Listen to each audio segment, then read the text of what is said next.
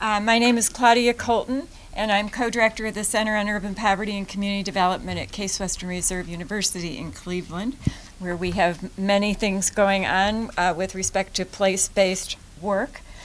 I am also joined on this panel by Russell Crumnow, Managing Director of Opportunity Nation, and Mark Joseph, Director of the National Initiative on Mixed Income Communities, also at Case Western Reserve University, coincidentally. Their bios are in the program. I really encourage you to read of their very strong background, but I won't go over that here.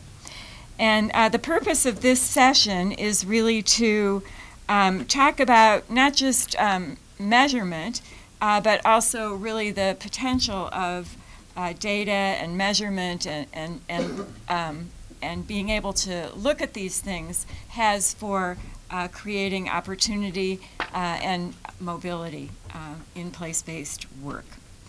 I'm going to speak first on the potential of data to inform place-based initiatives. Much of what I'm saying is going to be drawn from a new book that's just been released by the Urban Institute, which I co-authored with Tom Kingsley and Kathy Pettit. And I urge you to get this book because it's free. I don't even have to say buy my book.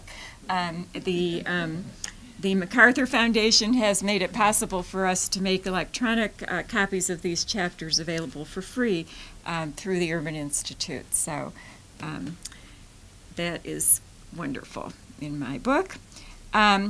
And some of the highlights that are really revealed in the book are the key role of that data has played in place-based initiatives, and that it is important not to just treat data as a one-off data collection problem in these initiatives, but to really use it as an opportunity to build sustainable capacity for data-informed decision-making, not just perhaps in one neighborhood where the place-based initiative might be going on, but in the city and region as a whole.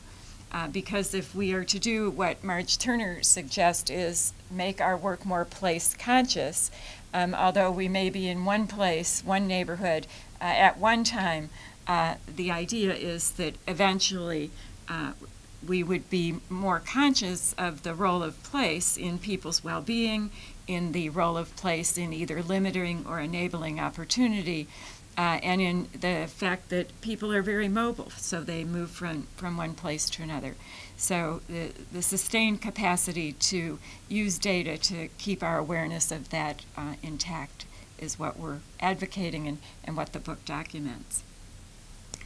The book actually starts in a way with early efforts in building data capacity to look at things by neighborhood and to do this to promote stronger decision making and action at the neighborhood level. And since 1995, there's been a collaborative effort coordinated by the Urban Institute to get cities involved and build their capacity to build systems of neighborhood information.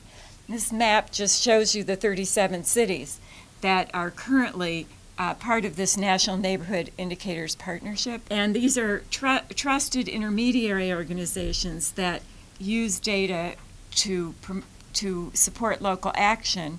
And that involves sort of curating the data, bringing data across silos from multiple sectors, and working with partners in the community to address community needs and issues in a data-informed way.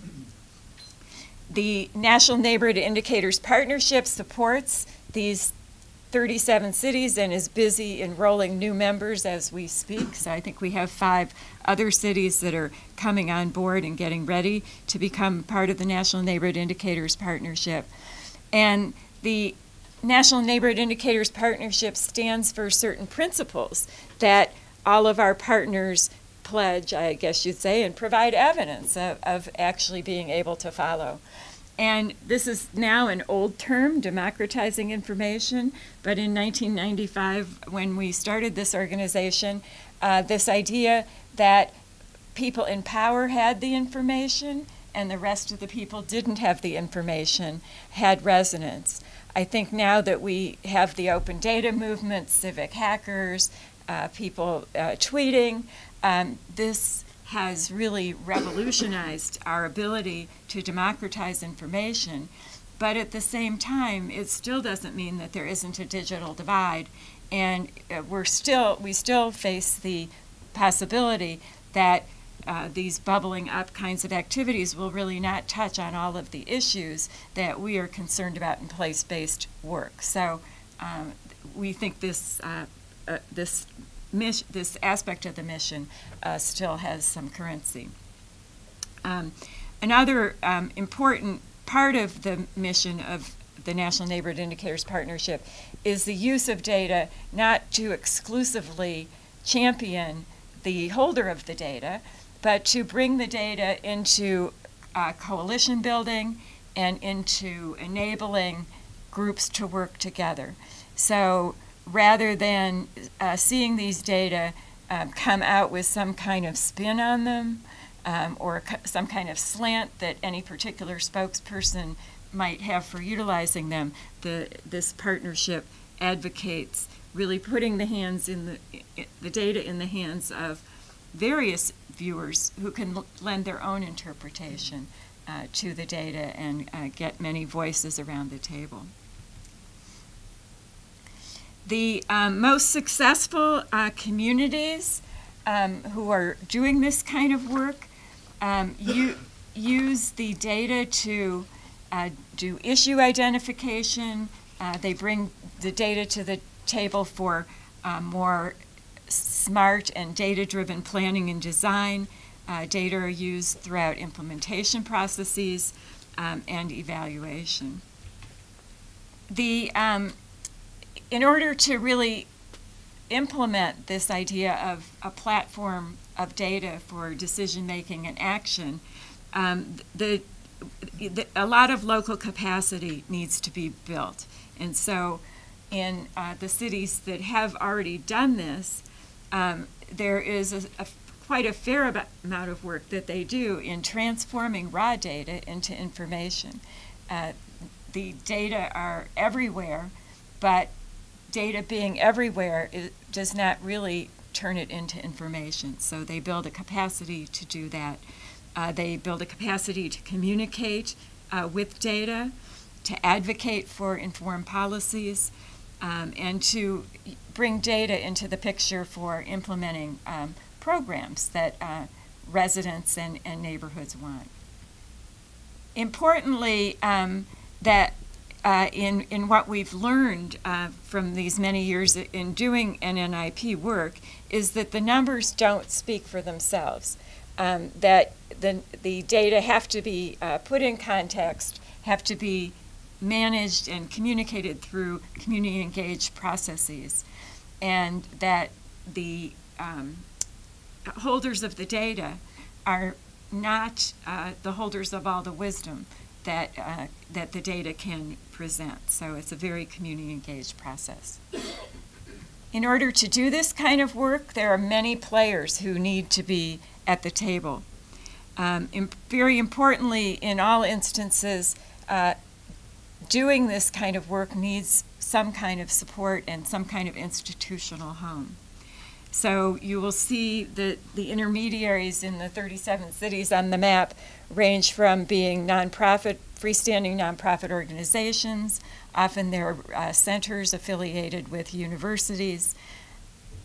Very occasionally they may be fairly tied to government, although that's not the norm, because the idea is that this is more a civically engaged and community engaged process, so the government home is unlikely to be the place for these kinds of initiatives.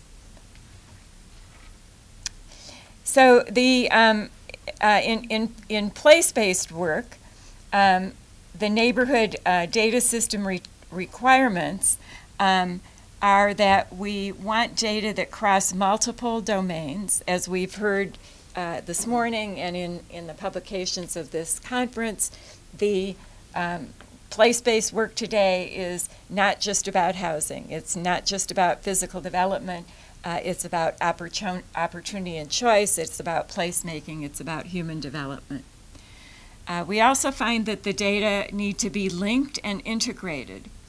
The data are often connected to either parcels of land so that we can have a historical history of what's going on with properties over time and across many dimensions. So not just are there tax foreclosures on that property, are there building code violations on that property?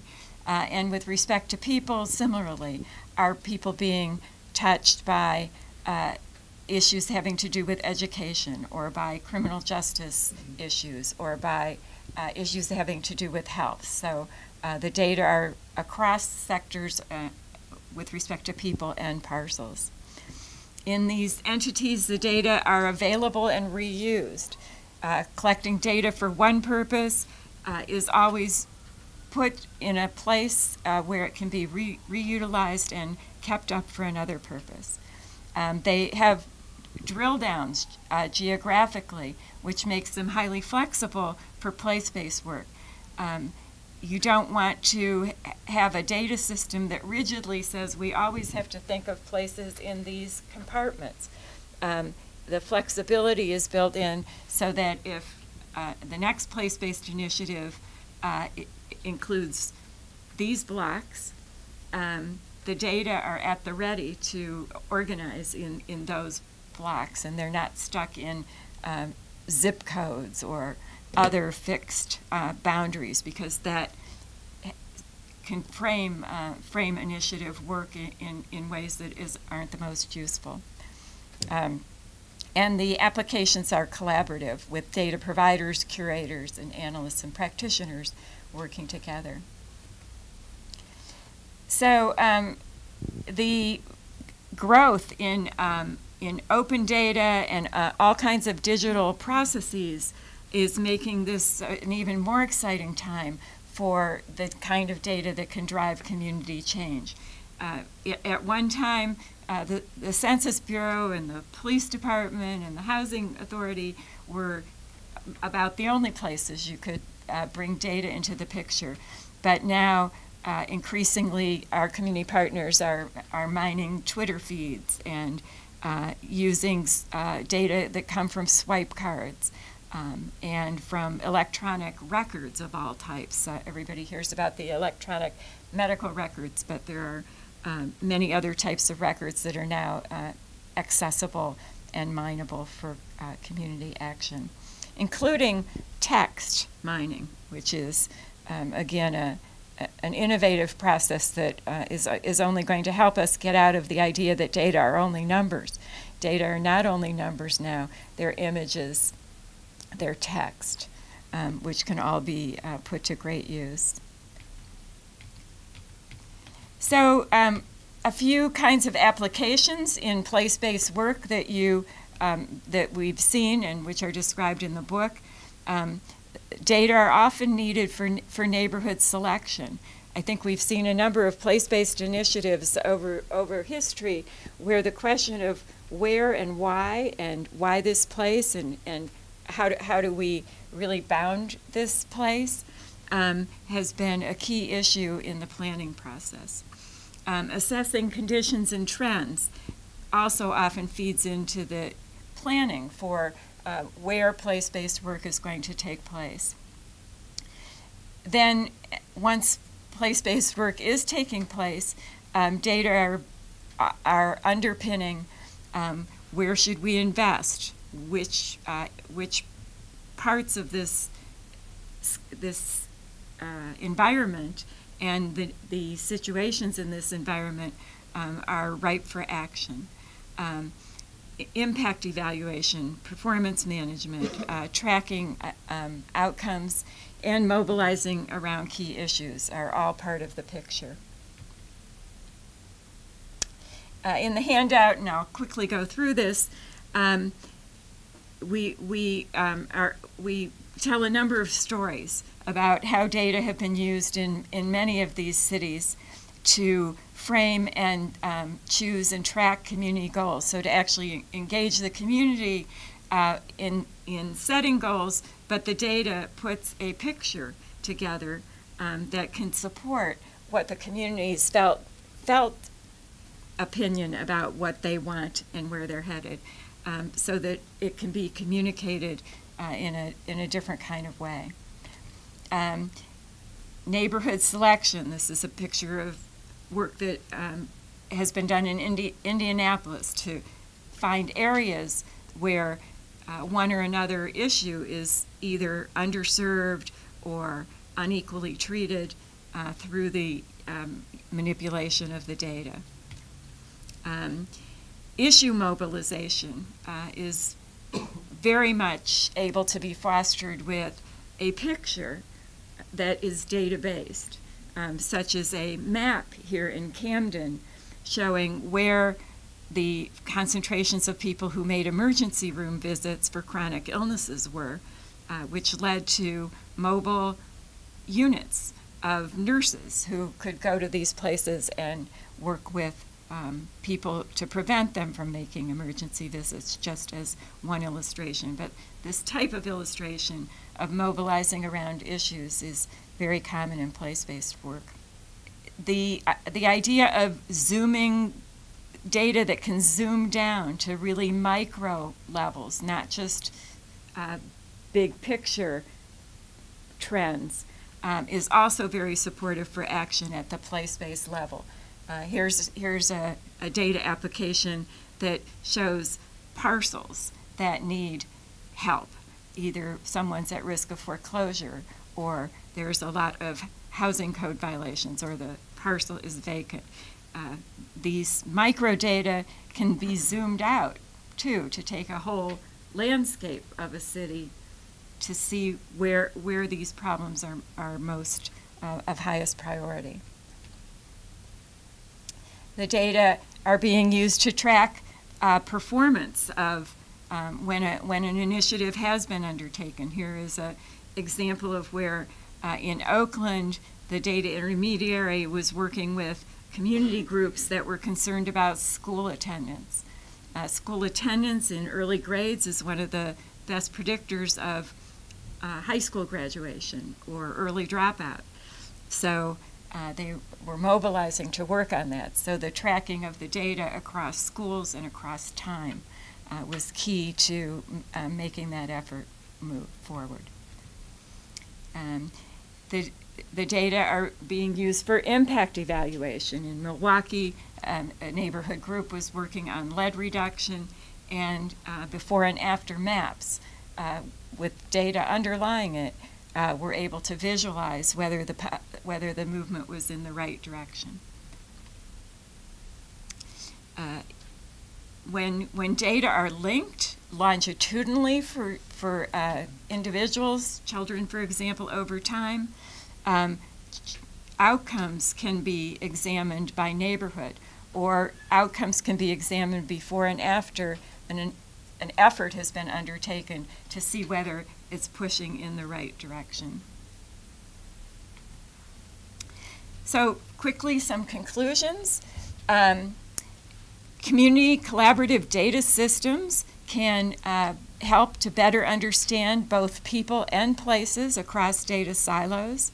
Once data streams are established, they can answer new questions cheaper and faster. It's highly expensive to go out and pull out data every time for every project. And this puts data at the ready when the questions are being asked. The current infrastructure in the 37 cities that we looked at through the NNIP partnership, but also in new cities and in additional cities, are really getting augmentation and new opportunities through open data and other new types of social media data. And these can be a powerful tool in advocating with community leadership and community-based organizations. There are a lot of remaining challenges. and in particular, raising the capacity of communities to actually use data to drive decisions is a big job. Increasingly, people want data at their fingertips, and they want to be able to visualize it, so the application of visualization tools is very current.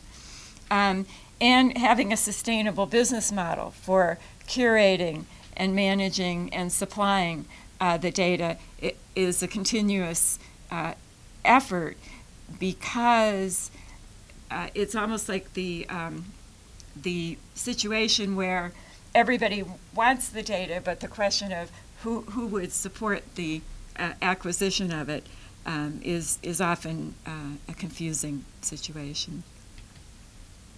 But it is an exciting time with advances in data technology and advances in policy and practice. We're getting a lot of interesting collaborators, a lot of young hackers, and people are joining Code for America. It seems to be a very attractive way for young people to get involved with civic action through a hands-on connection with data. So I think there is a great promise to expand the interest in working with community change through the angle of technology and data. I'll stop there and turn it over to the next speaker. So I'm going to share with you all for just a couple of minutes about our work at Opportunity Nation.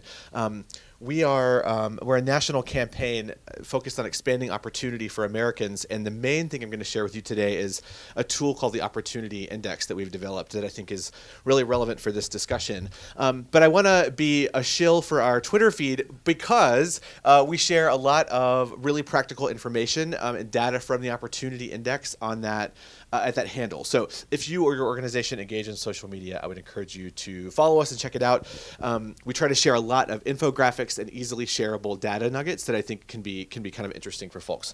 So Opportunity Nation, we do a number of things, including policy advocacy, which I know is not the focus of today's discussion, but I just wanted you to know that we're involved in a number of ways, especially focusing on building stronger education and career pathways for youth and young adults is the sort of piece of the policy puzzle that we are focusing on in front of Congress. We were involved in the long overdue with many of our partners and probably many of you in the room, reauthorization of the Workforce Investment Act that passed this past summer, which was frankly one of the only substantive things this Congress did, which was great. It was an overwhelmingly bipartisan vote that did some important things to update and reauthorize the government's biggest source of job training dollars.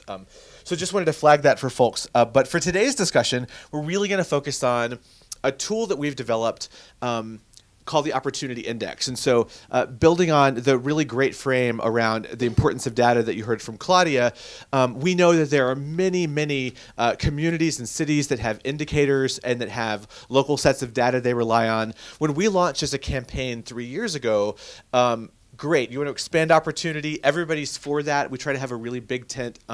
We work with members of both parties. We work with all sectors. But how do we really measure that big nebulous American idea of having access to opportunity? What does that really mean? And so we've made an attempt at that that we hope really pairs well with many of the micro local data that many of you might work with and that were referenced in some of the previous presentation.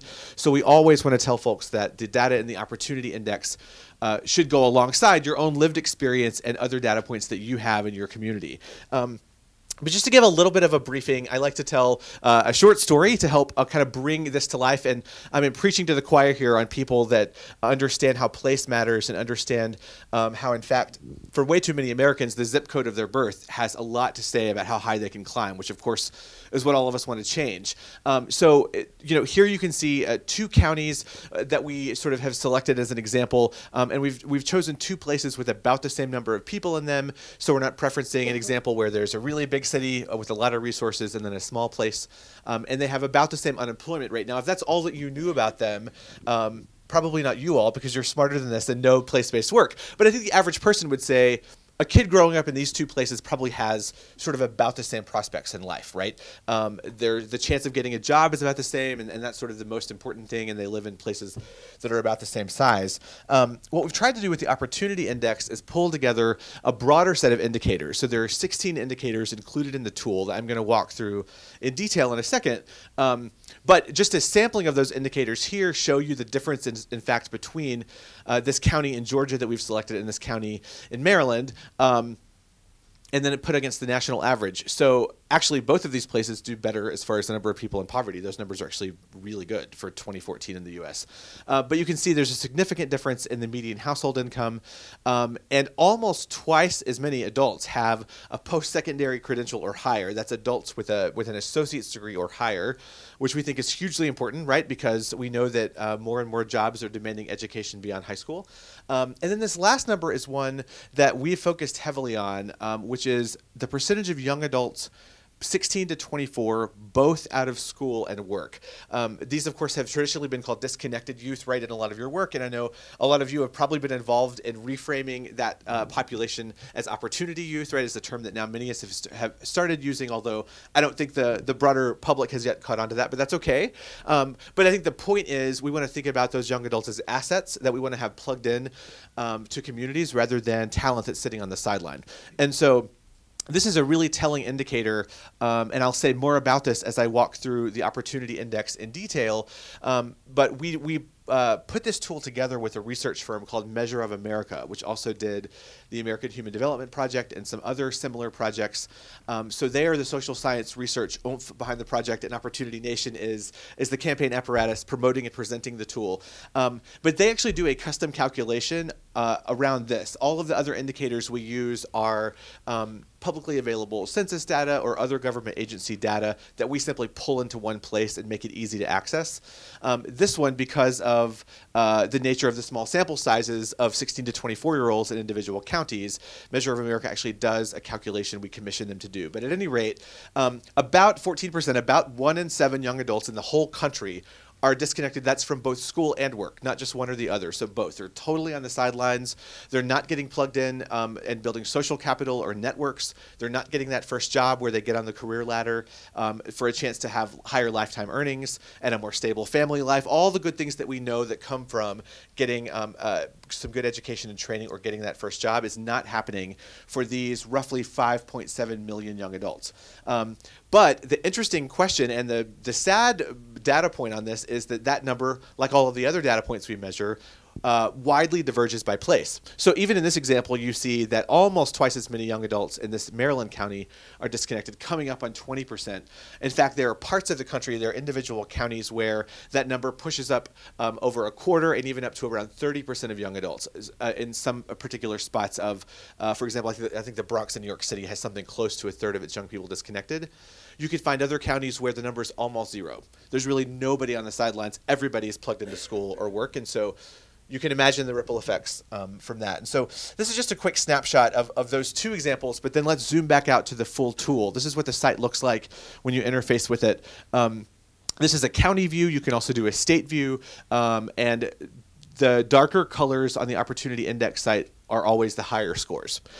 So as you can see here, probably unsurprisingly, when you do sort of a big data screen grab like this, the Northeast and the Upper Midwest tend to have higher scores, although of course there are pockets of challenge and lack of opportunity everywhere.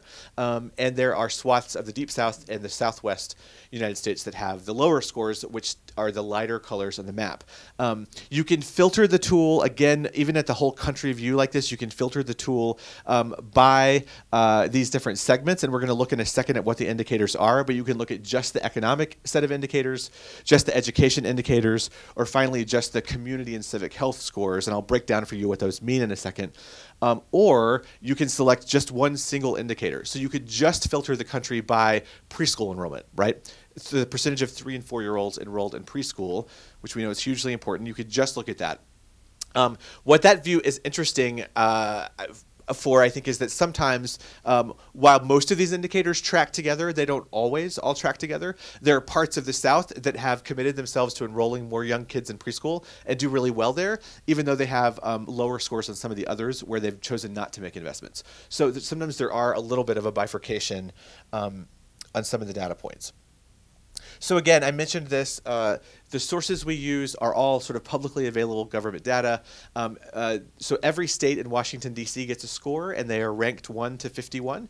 And then over 2,600 counties receive a score, which includes over 99% of the public. There's some very, very small number of Americans that live in really sparsely populated counties that don't have enough data for us to have included here. So we update the tool every year. This is the 4th year for the Opportunity Index. We launched it in 2011. So this is still a relatively new tool, and we're excited that more people are thinking about opportunity through this broader frame, getting away from simply a one indicator approach. You would be shocked by the number of people to whom this is fresh and revelatory thinking, even though I'm currently in a room with people that get this and embrace it.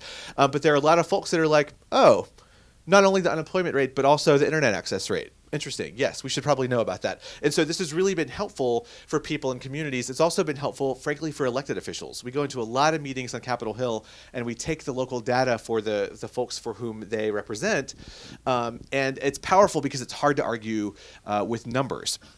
And the second thing that I would say that it's been able to do, again, on the policy side, which I know is not our focus, but I know you all care about it, is it really brings unusual allies together, because there's something in this for everyone. We're measuring the poverty rate, but we're also looking at the unemployment rate. This youth disconnection measure, for example, has a real economic resonance for people who may be on the conservative end of the spectrum and don't always think of themselves as allies of sort of traditional anti-poverty pushes, but they might look at that and say, you know what, that has a big triple bottom line effect if young adults are disconnected that way. That's coming out of my pocket. I mean, we can invest in them now, or we can pay later for additional social services and lose the tax base that they would have been contributing. So I think there's a lot there to really pull people into the conversation that might not always be the most natural allies. So these are the latest rankings for the best scoring and worst scoring states from the fall update that we just did this year for the Opportunity Index. A couple of interesting notes here. Again, you all know how this works. We're not bashing anybody. This is meant to be empowering states that score poorly, or counties that have F grades. The counties get grades like A to F in school, and the states get ranked, and those are all scaled to an opportunity score. This is meant to lift people up and see what we can do to make those scores go up. One thing I want to mention here, Nevada is an interesting state. Does anybody happen to be from Nevada by any chance? It might surprise you to see it along with some of the states in the Deep South that always do poorly. Now, many of you, of course, know that Nevada was very hard hit by the housing bust, and that many people are still underwater or were foreclosed on. So that's one thing that's at play. But even independent from the Great Recession wave effect, Nevada's educational outcomes are really, really poor. Some of the worst in the country.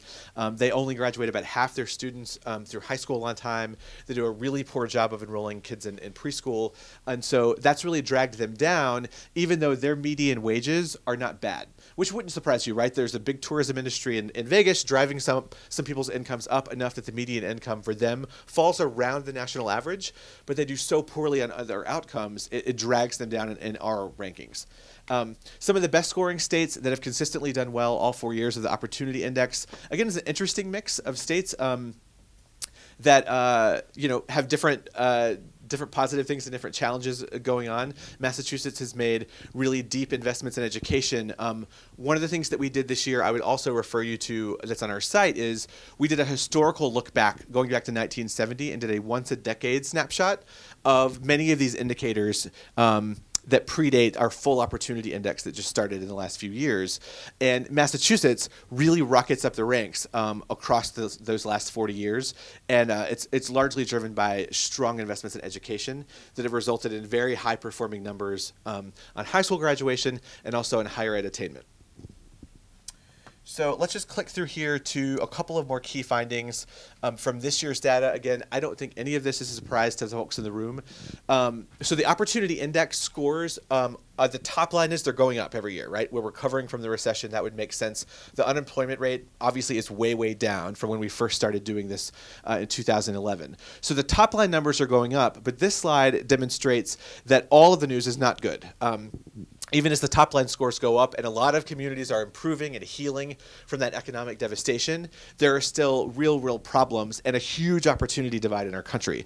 So in fact, the poverty rate is not coming down. We've seen a huge lag there. You all know this. Even as people go back to work, many of them are taking low-wage jobs. So they're technically off the unemployment rolls, but they're still not making a family-sustaining wage because they may live in a place where the economy is producing low-wage jobs, or in fact that's what they've been able to access. We're seeing income inequality continue to increase. And so that is a ratio of the income at the 80th percentile to the income at the 20th percentile in a specific place. So when you compare that ratio, in other words, the bigger the number is, the more inequality, right? The more times over, almost 5 times over, that person at the 80th percentile is making. This one's important because we hear a lot about the 99% versus the 1, which is an important, I think that's been a galvanizing sort of organizing technique. So do with that what you will, but we've chosen the 80-20 measure because when you back out from the edges of the spectrum and compare those two spots, you still have huge disparities, which I think is even more powerful because, you know, most people's experiences do not lie in the lowest or the highest 10% of the economic spectrum. So this to me is even a more powerful measure. Not only that it's such a big disparity, but it's in fact trending the wrong direction. So as the economy recovers, the gains are almost entirely accruing to the people at the top.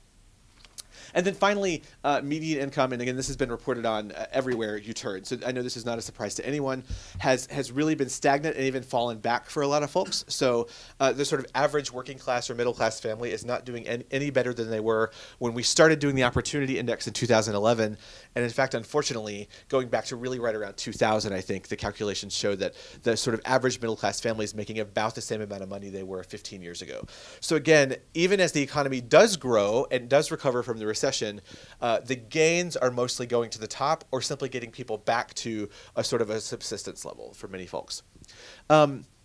So in a second, I'm gonna end by showing you the full list of 16 indicators that we choose to include. But I want to point out this kind of interesting data point here.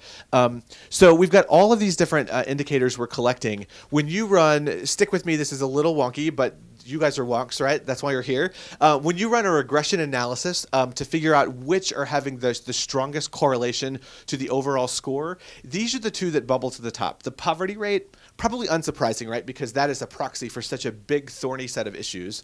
And this rate of youth disconnection that I spoke about earlier.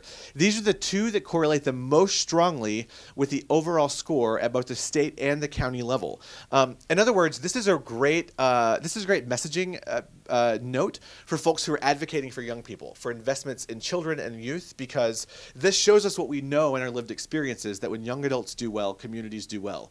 Communities that tend to have lower rates of disconnection, meaning more people are on track, getting a job or getting plugged into school as a young person, tend to have better overall scores. The ripple effects from that are significant. Again, I don't think that's a shocking finding necessarily to people that do this work, but that actually is not something that we set out with the end in mind.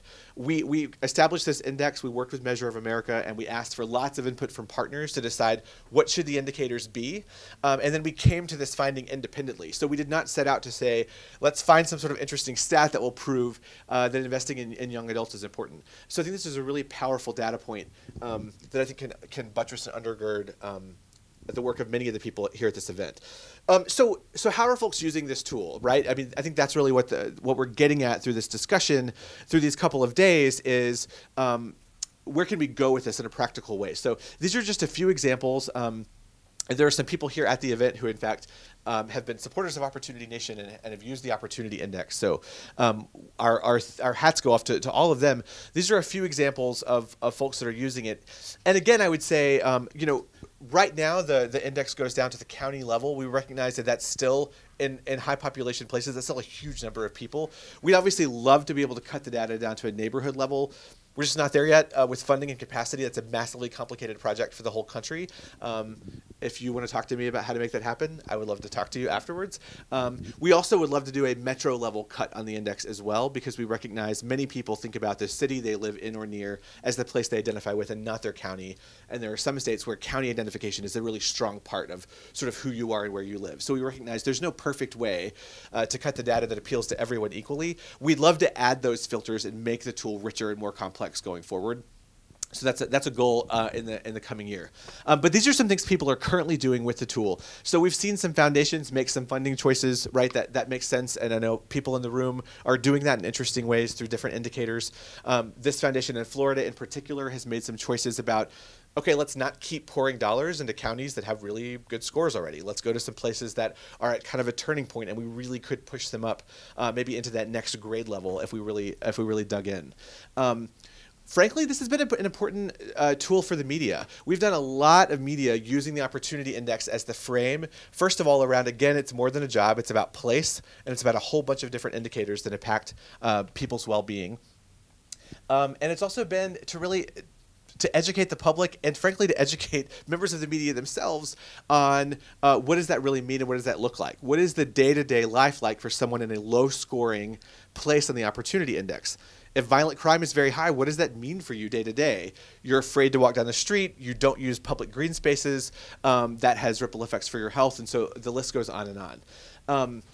We've had a number of different partners use this as a filter in making decisions about a new site location or an expansion maybe for their nonprofit organization.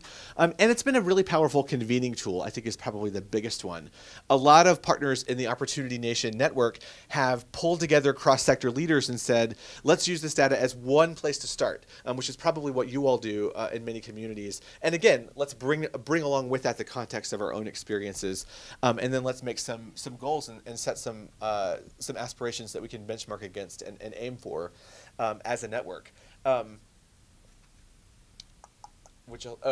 So we've got some great corporate partners, one of whom is Gap, that does some really interesting things. I mean, they've been, I think, out front in a lot of ways, as many of you know. They've voluntarily chosen to raise their own minimum wage above the federal level. But they also have some interesting partnerships with community colleges to really try to build stronger pipelines and training to set their employees on a pathway that goes beyond just grinding out 6 months in a retail job, which can be really tough, but really putting them on a pathway. They're getting training, they're moving up the ladder, and in fact marrying that with some credentials at a local school.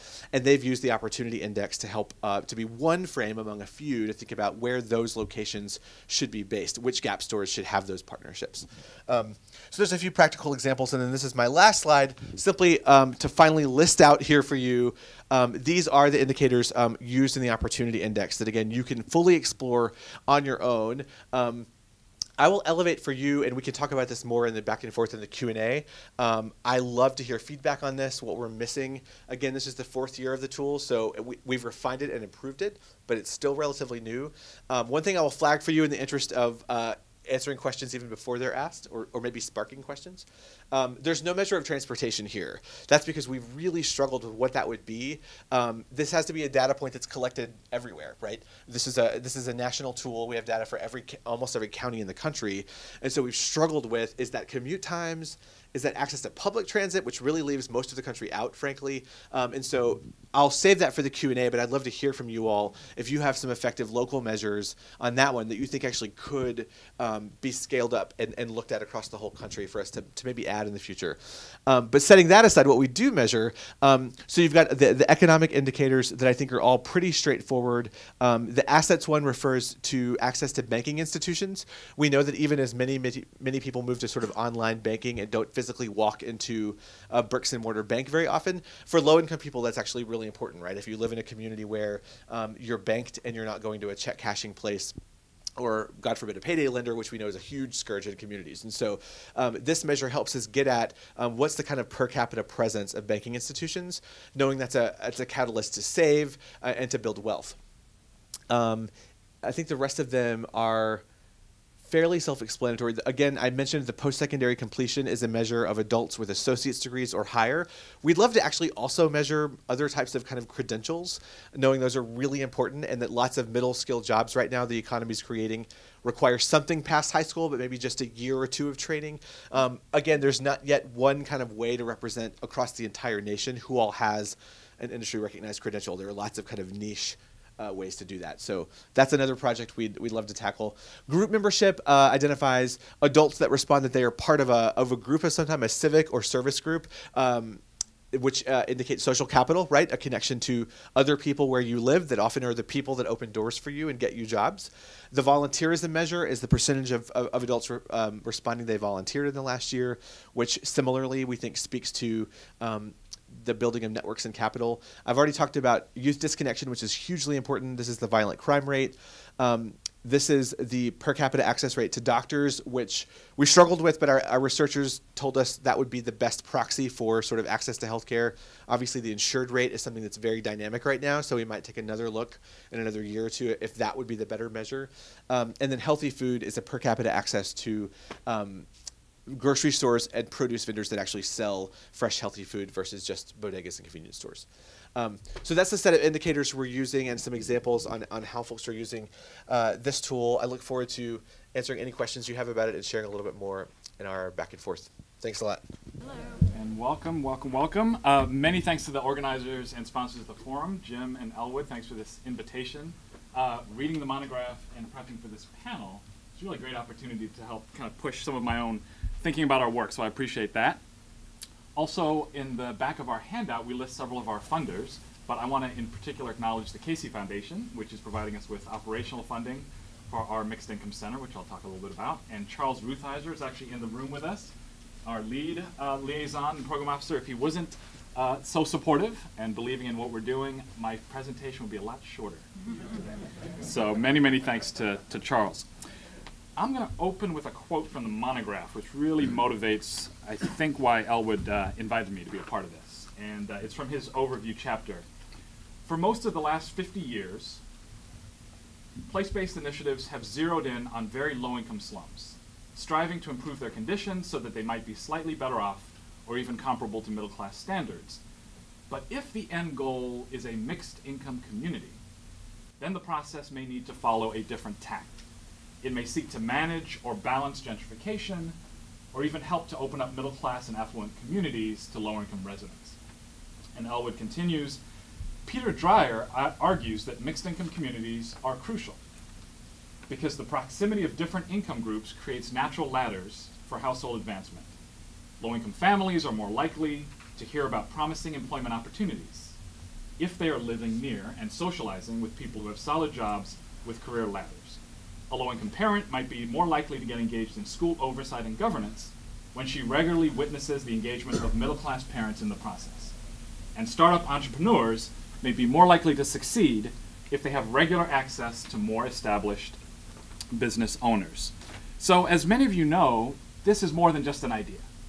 The field and the mixed income approach to place-based initiative has a solid and robust history and scope. There's now a pretty substantial emerging literature on these efforts. This forum is called Prioritizing Place, but it could be argued that prioritizing mixed income places is actually becoming conventional practice in our field. However, while these efforts have been tremendously successful on some of their goals, and we'll talk about that, on other goals, they still remain extremely challenging and many, many questions, as we'll talk about. So much more to be learned about this field.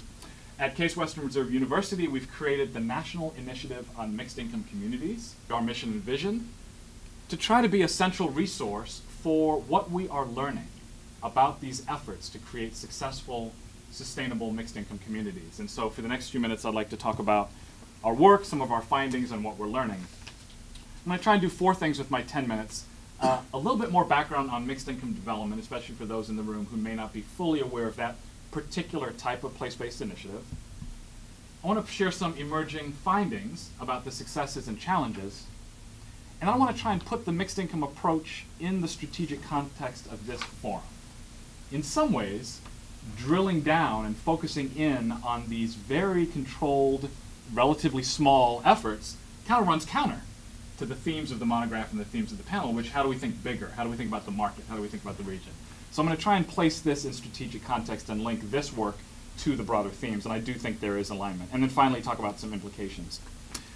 For those not as familiar with mixed income development, just to put it in historical context for a moment, really back as early as the 1970s and 1980s, you saw places like Massachusetts, Boston, beginning to experiment with intentionally mixed income communities, transforming public housing developments into mixed income communities.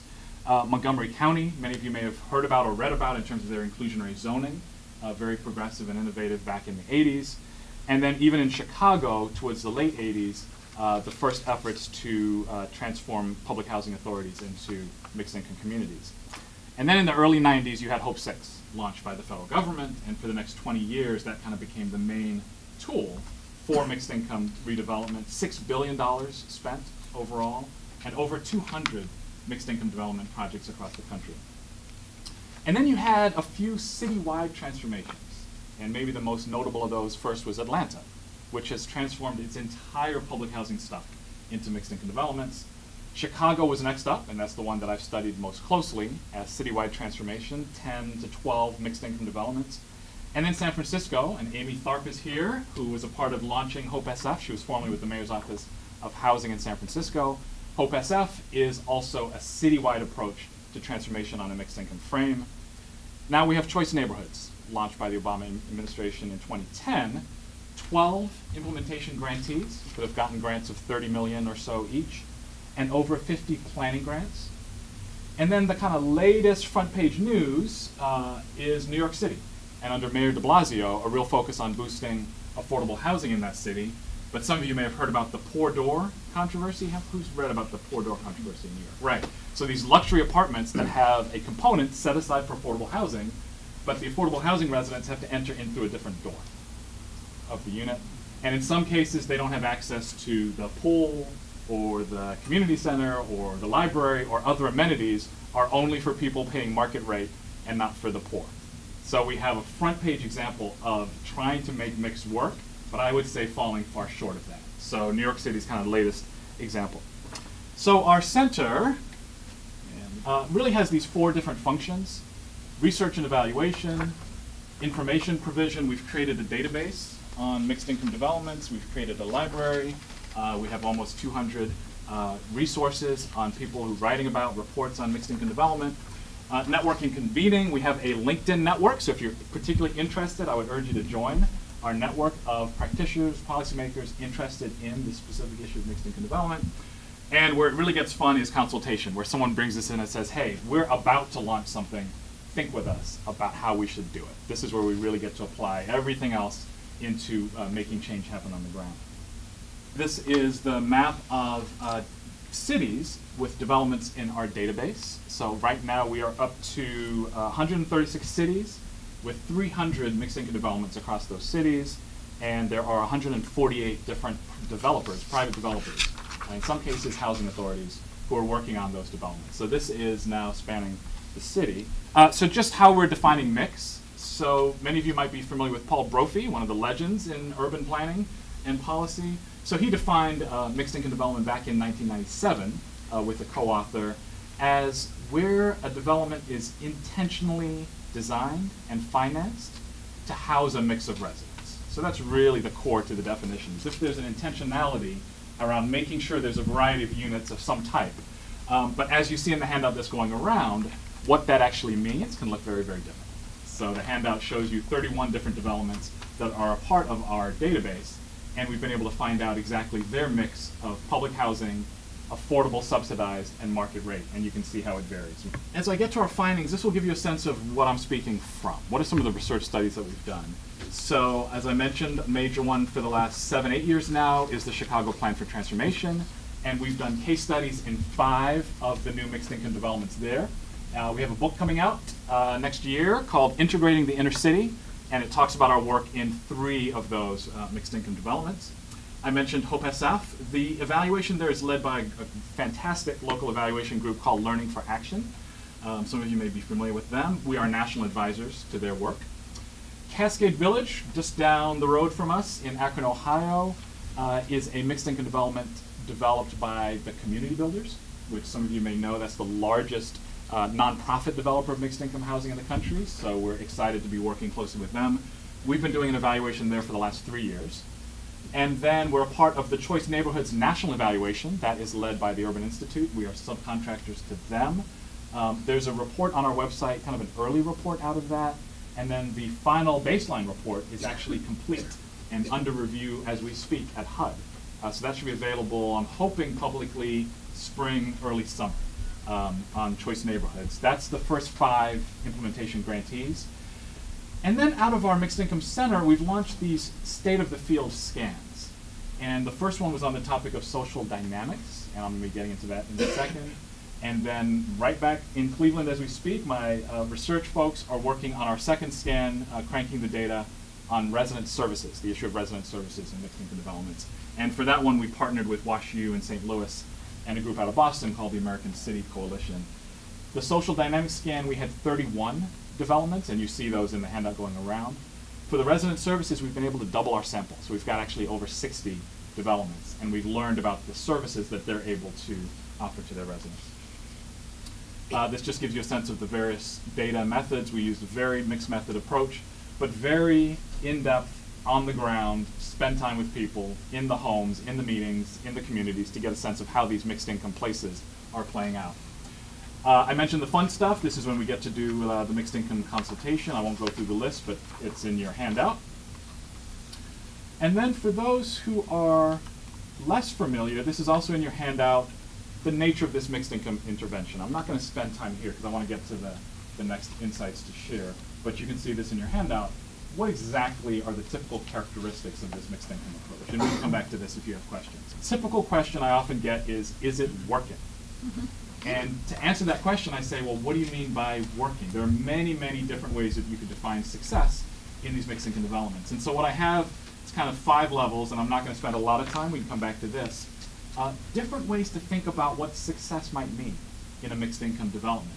Whether it's, number 1, promoting and getting folks from different backgrounds to move into the same space. And in some places, that's not a slam dunk, right? These are places that have reputations citywide as problematic places to be. So if you build it, will they come? And I think the good answer here is yes. And we've seen examples around the country of places that formerly were no-go territory, where people are paying top dollar, in some cases in Chicago, $600,000 for a home. I know out here in California that might not sound like that much, but in the rest of the country, that's a high number. To live, in many cases, right next door to someone who's paying no rent and has come out of public housing. So I would say that that's been a positive. The challenge is sustaining that occupancy, and over time getting folks to really dig in and be a part of the community, particularly when they have kids. So in a lot of cases you see empty nesters or families that don't have kids yet moving into the community, but then because the other amenities aren't present yet in the neighborhood, in particular schools, they have kids and then they're looking to move out to another place. So how do we sustain that? How do we keep the mix over time? It's also proven tricky to get lower income residents to move into these communities. And we can talk more about that, but there's a fear about stigma, and are they really going to be welcome? How much are they going to be monitored in this community? So it's also not a slam dunk to say that you're going to get folks on the lower income end to move in either. Number 2 is probably the biggest success, that the transformation, the physical transformation of these places is remarkable in many cases. And very high quality developments. Part of the point is that they have to be built at high quality to accept folks who can pay top dollar and can be anywhere. And so that is a case where the mixed population, if they're able to move in there, are able to benefit from very high quality units, high quality landscaping and environment, and a much more peaceful and safe, broader neighborhood environment. And I think this is where this point really starts to become important. When you talk to families and they talk about the level of stress relief that they have compared to where they used to live, now living in these mixed income developments. Building community would be the one where I think we have done least, I guess numbers 3 and 4, building an effective, comfortable community among folks of very different backgrounds has proven to be, you're probably not surprised, extremely difficult. I think what's been surprising is how people enter the community with pretty strong assumptions and prejudice about the other, and it kind of gets worse from there. It gets challenging from there. So we're going to talk more about that in a minute. these places weren't built for people to simply live in nice housing. I mean, this gets to the larger theme here. This was about getting people connected to opportunity. And we've been visited far too many mixed income developments where you have folks living in a beautiful unit, but still really living in serious poverty and in pretty challenging circumstances. And so they're not yet proving to be a kind of platform into a trajectory for economic upkeep. And in fact, I just saw some data this week from a pretty high profile, well-known mixed income development, been around for a while, and they just did a needs assessment of their residents. And the level of challenge and need faced by these families who have been in mixed income development for years really raises questions about the extent to which, or let's say it the other way, makes the point for how much more we need to do than just housing to help people get onto a different trajectory. If we hoped that the mixing of the space, and in a little ways the quote that I read from Peter Dreyer, I know he didn't fully mean that, but a little bit it suggests like just get people together and good things will happen. And we've certainly learned that that's not enough. There's more that needs to happen. I'll talk some more about that. Number 5 is another plus point, which is that by revitalizing, transforming a particular footprint, we're seeing evidence that it has impacts on the broader area. And so you're seeing revitalization, you're seeing investment happening in a broader neighborhood. All right, so I was inspired by the monograph title about higher ground to ask myself and colleagues, what would be the higher ground for mixed income developments? If we were going to push mixed income to the next level, what would we be talking about? And the first one, I want to coin this phrase, activating the mix. And I think that it's one thing to get a mix into place, and that's hard, and that's very, very hard and expensive and time-consuming. But once you have the mix in place, there's a next step, which is activating, making it do its stuff. Russ, you talked about social capital, right? But what we've learned from our research in these places is that doesn't just happen because you put people together. In fact, and Bob Putnam out of Harvard, his work on social capital shows that when you have people of diverse backgrounds living close to each other, they tend to hunker down, in his words. And hunker down not only from people who are different from themselves, they hunker down even from people like themselves because they're in this diverse space. So we've got to figure out how we activate the mix. How do we build community? And that's both about inclusion, so that people feel like they belong and are welcome, but it's also about influence. And there's a sense here that residents have a different sense of, can I influence what goes on in this community, right? And so this is one of the, I think, lead issues moving forward. The second one is what I just touched on. How do you activate the mix to make it more of a platform for upward mobility? Partly this is a services issue, and what are the supports and services that are in place? But I think there is something to the fact that if you've got a diverse group of people, social capital, peer networking, I think that stuff is real. But it turns out it's not going to simply happen because people are in physical proximity.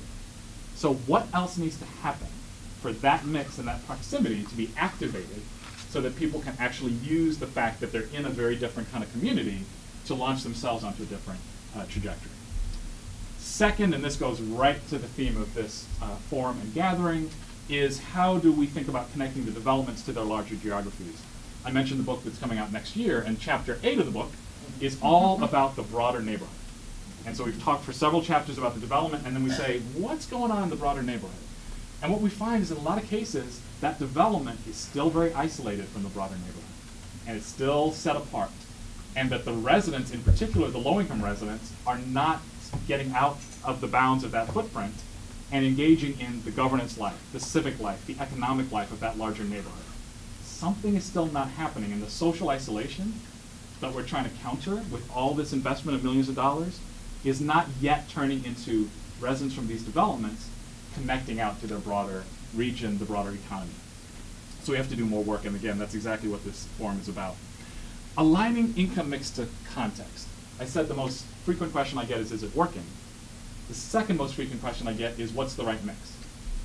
And that's a really important question, right? Because developers literally have to make a decision about how they're going to finance these things and what the mix should be. Again, you saw the handout that shows you an answer of what 31 developments decided in terms of mix. The answer, obviously, is that there is no single right mix, but we need to know much more about context, neighborhood context, historical context, social context, to understand what mix might work in that particular context. I would say we also need to know much more about the development partnership. And someone said it this morning, getting into, I think maybe it was Bob Ross, these types of work, efforts, initiatives aren't for everyone. in the same way, mixed income development and doing mixed income development all the way is not for everyone. It's extremely challenging. And I think the more that we can know about a development partnership, its capacity, its willing to do organizing and community building, the more we can advise them on what kind of mix they may want to shoot for. And there is a more challenging mix, and there's an easier mix. But I think it really depends on the context and the developer. And then connecting with the theme of another panel that's going on right now, data collection, evaluation, learning is a key element. The data collected in these different developments is still far too ad hoc. One developer connects it one way, another one collects it another way. We're unable to do the kind of comparative analysis that we want to do and feel more and more confident about the data that we're compiling and then sharing with the world to say, here's what's going on in the field. I want to now connect mixed income development to the broader question and argument put forward by this forum, which is that we've got to look bigger. We've got to look out as opposed to in. And here's where I think mixed income development fits within that picture. Number one, you could think about mixed income development as the most explicit targeting of a market reinvestment strategy. It's not only saying we're going to invest to try to make amenities come back in this community, we're actually going to try and bring in a particular kind of population that can afford to pay market rents. And that by bringing them and market prices for sales, by bringing them in, we're going to then transform the way that the external region, city, market, public sector looks at this particular place. So you can think of it as a very targeted intervention to promote that. You could also argue about that, and people are debating whether that's the right way to go, but that's certainly how you could think about it. Secondly, as I mentioned a second ago, why focus small? You could focus in small to really catalyze broader development. You could think about the fact that there would then be ripple effects, and again, there's evidence, work by Sean Zielenbach and others, to show the kind of ripple effects when you focus in on one place that go broader. Here's the big one, and again, I go back to the monograph, and I see if I have a quote here, which I think explains this well. The monograph making the point about place-based initiatives says, these efforts are crucibles for the advancement of problem solving because they give us spaces to embrace new values, shift paradigms, and think differently. And I think that's exactly what these mixed income spaces can be. If we think about our two major American challenges, and Russ, this goes straight to your work, social inequality and social segregation. What these mixed income developments are is an effort to go right at those two in a controlled way and see what it takes to bring people of different income levels into the same space and hopefully end some of that social distance that we see prevalent throughout our society. So this is a place to do it, but do it in a very controlled manner. My argument would be there's an opportunity to learn from doing it in that way when you've got a single developer or development partnership who can put in place certain strategies, the supports, the services, and I would hope we can then transfer those lessons out into American society that has to continue to struggle with how do we have more integrated places and how do we close the gap between rich and poor. The final connection I would say is to think about mixing and developments as part of a flow or a pipeline, and that if these can be springboards or platforms for families to get a foothold, to maybe learn some new habits, modes that help them be more effective in the larger economic and social mainstream, and then hopefully move out. The point is not for them to get stuck in those places, but then move out to other communities, exactly as Marge Turner was talking about. All right, I need to wrap up. So we've got our funders to thank there. I want to make just one last point, which is, in addition to place-conscious thinking, I agree that place-conscious is an excellent frame for this, but I think it's not enough. And I think what we found out is it's one thing to get people into place. We've got to go the next step to think about inclusion within that place. So I would argue for both place-conscious and inclusion-conscious policies, with the inclusion being both about economic inclusion, but also social inclusion. How are we promoting a sense of connectedness once people are in the mixed places? And how are we promoting a sense of efficacy and influence? That people aren't just lucky to be in a great place and then they got to keep quiet and keep their kids quiet and keep their visitors quiet because they're not going to stay there. How do we get them into these inclusive places and also feel like they are part of building whatever the future of that place is? Thank you. I'll stop there.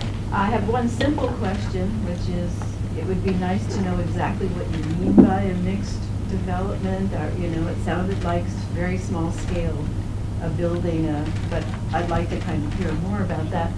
But more importantly, I can't help but think about the people that are involved in all this. And I'm wondering if, for example, that you have, or people are studying, whether there are any sort of natural experiments out there. That is to say, do we have mixed income developments that exist that haven't been sort of done by some sort of government intervention? And if so, do we have evidence there that tells us about the potential benefits on the ground of these kinds of things? I think we have a lot of indirect evidence that I'm hearing, but I'd really like to hear more about whether we have direct evidence.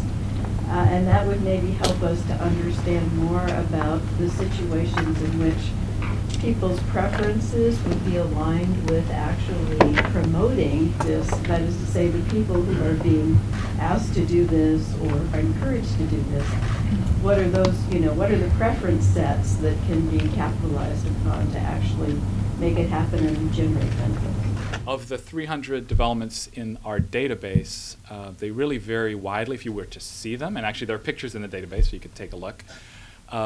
In terms of size, from anything from a single building, multi-unit, maybe 40 apartments or units in it, all the way up to 3,000 units. So actually a full neighborhood. So they could really span a various scale and scope. Again, the core common factor is that in their design and in their financing, there was an intentionality that they were going to be mixed. And also that then there's some single entity, a private developer, a partnership, that is responsible for both creating it, but then managing it over time. So this is not left to just be kind of a natural space, good luck, it'll work out. There's actually someone responsible for continuing to strategize about how well the place is working and what else can be done.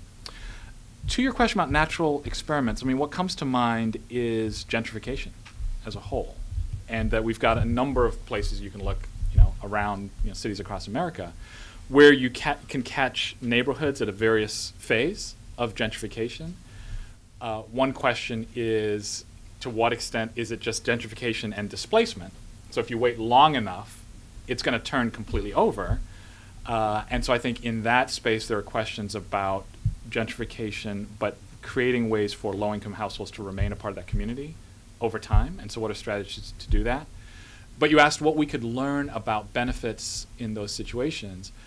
Certainly I'd point to the work, for example, of Lance Freeman out of Columbia University and his book on gentrification. I think some of what he found really spoke to the benefits that the low-income residents who were able to be in the community in terms of improved amenities in the community, improved safety in the community, a number of things improving, and they actually speak to that. But if you look at the work, for example, of Mary Patillo out of Northwestern University, who also studies gentrification, the flip side. And she talks about a lot of the similar stuff that we do in terms of some of the challenges of expectations, norms, stigma, marginalization in those more natural environments where you're seeing this mix happening. But again, I still think the bigger question is how sustainable is that over time? Oh, one more person, Derek in Washington, D.C. Derek Hyra, thank you. Yeah, Derek Hyra's work in Washington, D.C. on gentrification is also very good. Where does community developed data fit in terms of the other data that's being recognized?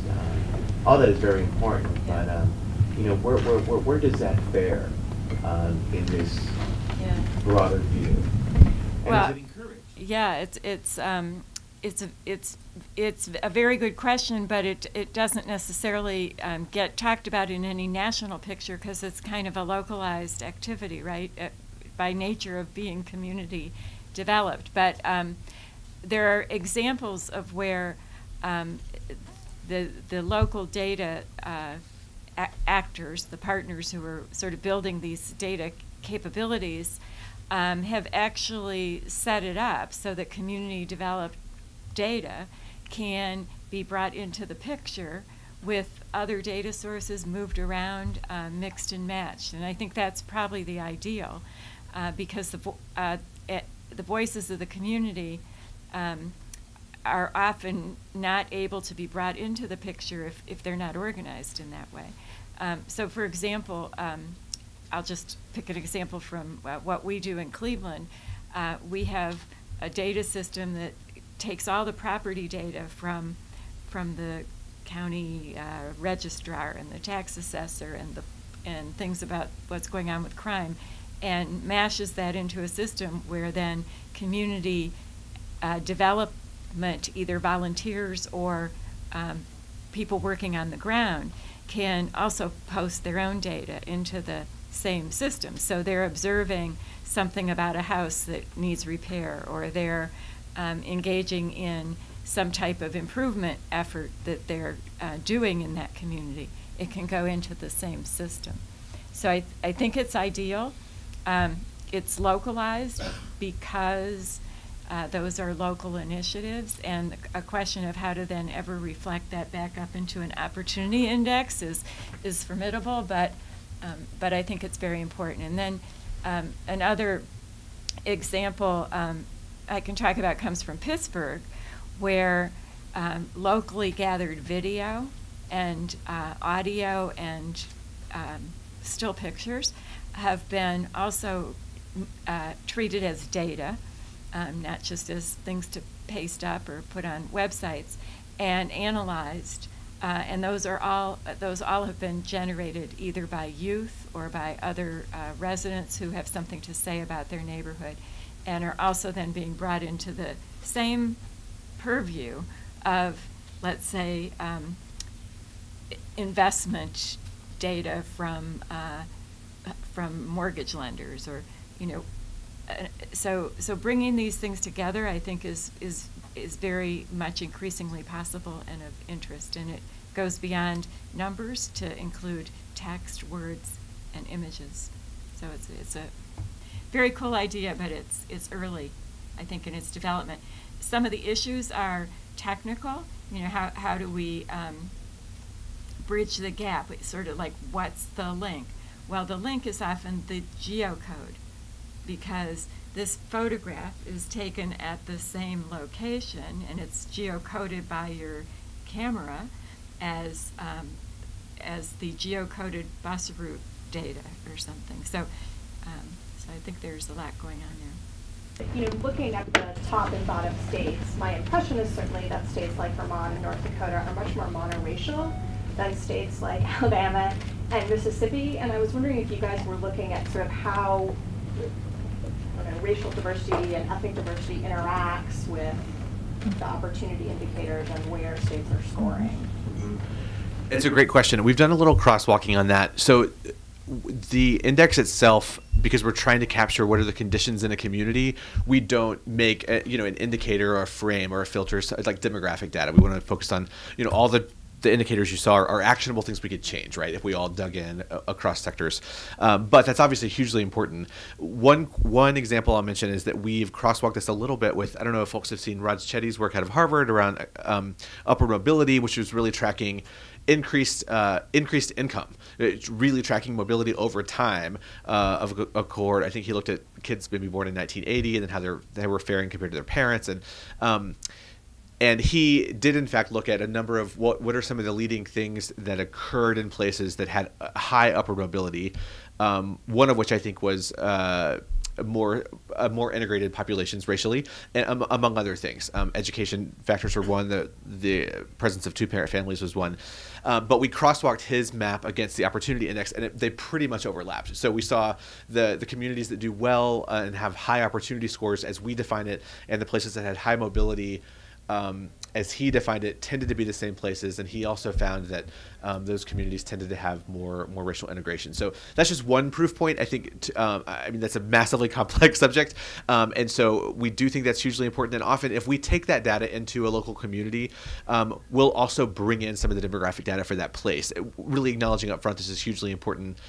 These are the neighborhoods that are segregated. This is the breakdown in your public schools, for example, because we know oftentimes the public school population lags, or maybe the adult population, I should say, lags the public school population in racial makeup, right? Because it's becoming more diverse faster in a lot of places. So we'll often try to bring that into the discussion alongside the indicator data that we have. So yes, it's hugely important. And I think places that have both more racial complexity and more urban areas, just there's more going on there in those states. And some of the high scoring states here, not all of them, some of them have urban populations, but a couple of them are a little bit more homogenous and rural, which is interesting.